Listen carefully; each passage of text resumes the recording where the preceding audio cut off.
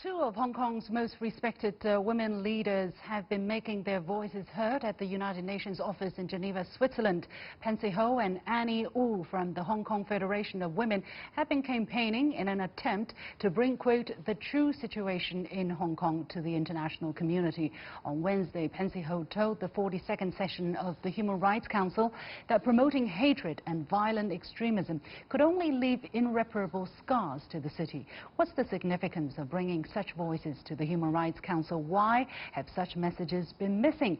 Joining me late in the show is Annie Wu, supervisory consultant of the Hong Kong Federation of Women. But first, I have in the Beijing studio Wang Cong, a reporter for the Global Times, who has just returned from a 10-day assignment to Hong Kong. Mr. Wang, thank you very much for joining us on the show. 10 days, it must have been a very difficult period of time, as we know that journalists from the mainland, especially in support of the establishment, are often the target of criticism, even of attack, even of physical abuse by some violent protesters. What happened to you, and what was the moment that left the deepest impression on you from the 10-day assignment?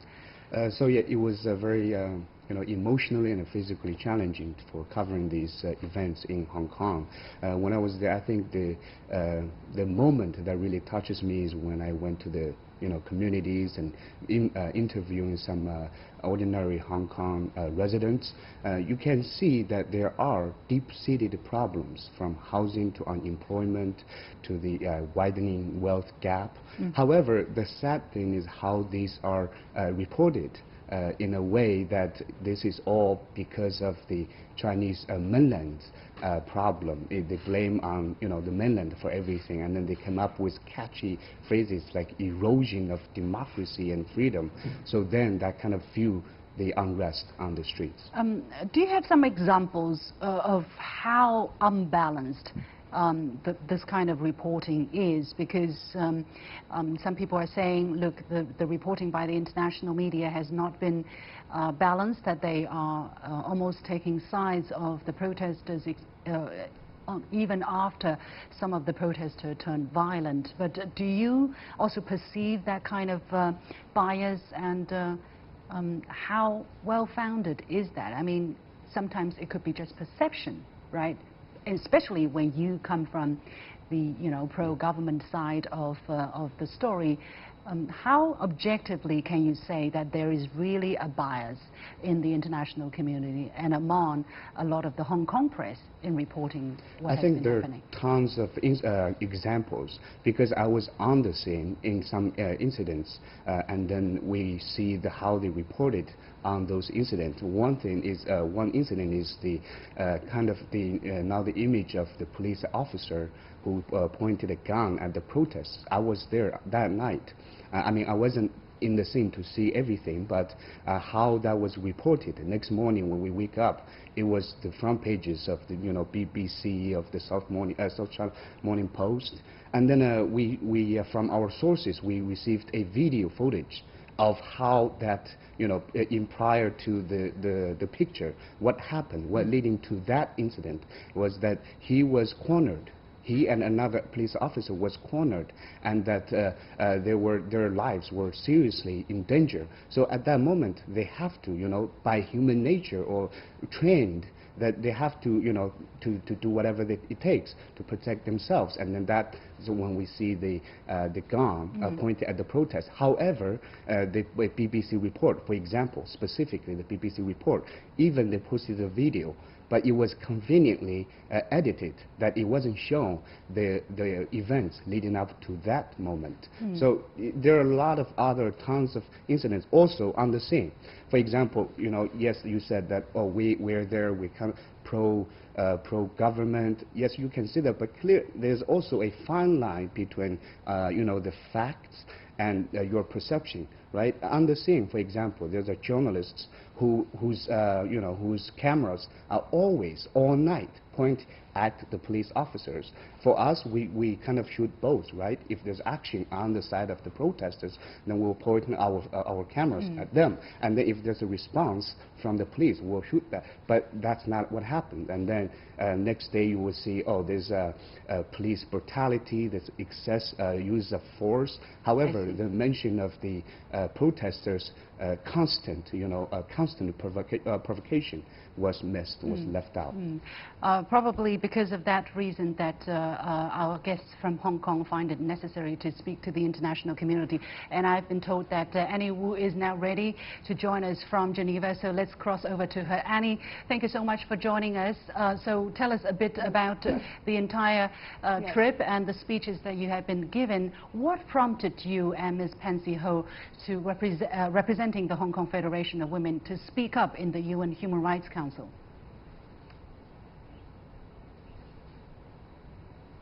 Well, the Hong Kong Federation of Women was established back in 1993 as a totally privately NGO. So we are actually our own base that we want to enhance women empowerment and women's rights. And this, for the last 6 months, basically starting in March, we noticed a lot of our friends who are the family members and also the mothers and parents got very upset because the children has been marching on the streets, and also they joined the so-called what we call peaceful protesters. Now a lot of those peaceful protests have become violent. I would say it's becoming like riots. And so a lot of our members and a lot of our friends asked Pansy to say, can you help us to address our grievances, especially in UN, because we noticed a lot of the information from the international media have been distorted. So as president of the Hong Kong Federation of Women, Pansy Ho, together with myself, who is the, I would say, the supervisory advisor. So we have been the member of the consultative member since 1994 and formally recognized in the year 2000. So we applied to have an opportunity to make our statement, address our concerns in the UN Human Rights Commission and the Council. So this time, Pansy had the opportunity to address at 2 different occasions the same day. This morning, she addressed the first session as the general debate, and then just now she also have presented the story of Hong Kong again. So this is why we're trying here to address the UN Human Rights Council, because we'd like to have the true story to be heard. So you talk about you like to have the true story to be heard. What is the true story in your eyes? Very briefly, could you summarize the key messages or the most important messages that you want to be heard on the floors of the Human Rights Council?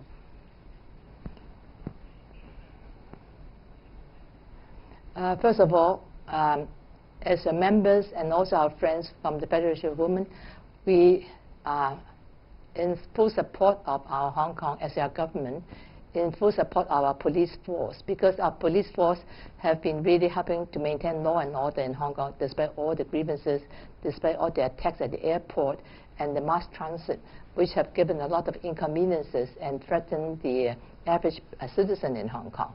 So we actually have been requested to address all these situations in the UN Human Rights Council. That's one thing. Secondly, a lot of our young children now have been harassed through the social media, and they try to be leave the school, and they try to join a lot of all these peaceful protests without the knowledge of the parents. So a lot of our parents are very concerned, and we have broken families. So this is another area where we hope to mend the families through peaceful, I would say, peaceful resources.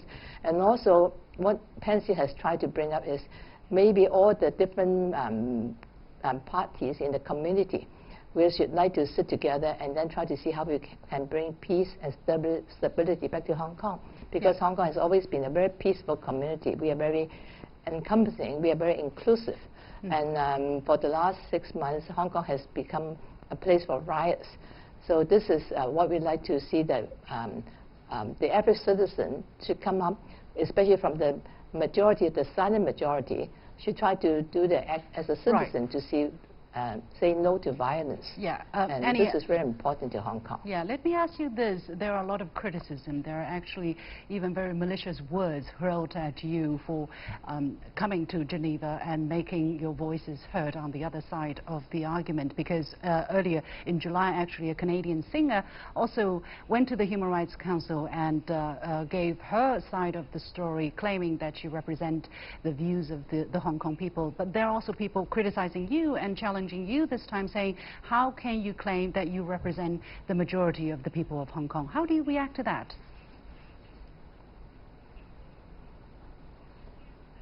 Well, before we came, both Pansy and myself, we are ready for all these personal attacks.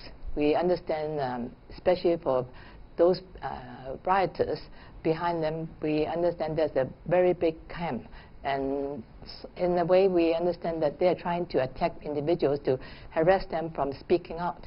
So what we try to explain is Hong Kong is a very unique community that we try to give a chance for everyone to have their own way of living.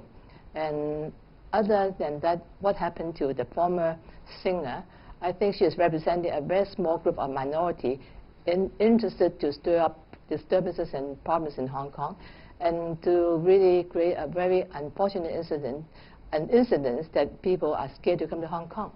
So we have already thought about having attacks, personal attacks on, for example, like on Pansy's companies and on my school, and we are ready for all these grievances. Okay, finally, try to keep your answer short as we are running out of time. But I do want to ask you this. There's been little, if any, coverage of your speech in the international media. Others, such as a Hong Kong former official who spoke out in support of the protesters, have been highly publicized. Does this represent the essence of the problem, that only certain aspect of the crisis is being reported adequately by the international media?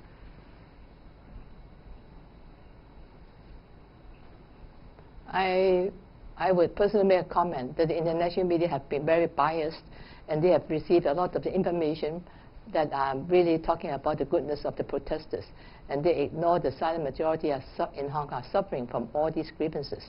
And this is why we try to bring our case to the UN Human Rights Council. And Pansy also had a press coverage and press media today. We hope that certain media will have the justice, and I would say to support, to hear the true facts of Hong Kong. Okay, many thanks to Annie Wu, Supervisory Consultant of the Hong Kong Federation of Women. And we're going to leave it there. But again, many thanks to Wang Cong, a reporter from Global Times, who have just returned from a 10-day assignment in Hong Kong. And that wraps up this edition of The Point with me, Liu Xin. As always, you can follow me on Facebook and Twitter using the handle The Point with LX. Download the application called CGTN to watch the show on your mobile devices, or go to YouTube and look for CGTN The Point. Thanks for watching. You've got the point.